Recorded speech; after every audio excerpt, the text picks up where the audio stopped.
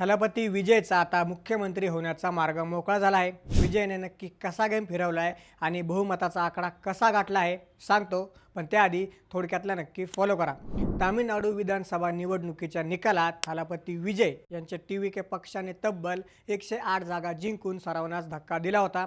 सर्वात मोठा पक्ष असूनही विजय यांच्याकडे बहुमतासाठी आवश्यक असलेला 118 हा आकडा नव्हता।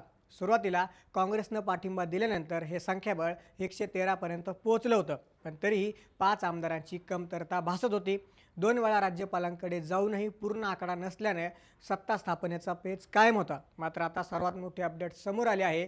CPI आणि CPM या दोन्ही पक्षांनी थलपती विजय यांना पाठिंबा जाहीर केला आहे। यामुळे अखेर 118 आमदारांचं संख्याबळ जुळवण्यात विजय यांना यश आलं असून त्यांचा मुख्यमंत्री होण्याचा मार्ग आता पूर्णपणे मोकळा झाला आहे। तामिळनाडूमध्ये आता खऱ्या अर्थाने एका नव्या युगाची सुरुवात होणार असून लवकरच यावर शिक्कामोर्तब होणार आहे।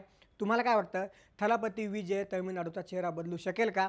तुमचं मत आम्हाला कमेंट्समध्ये नक्की सांगा आणि अशाच अपडेट्ससाठी थोडक्यातला नक्की फॉलो करा।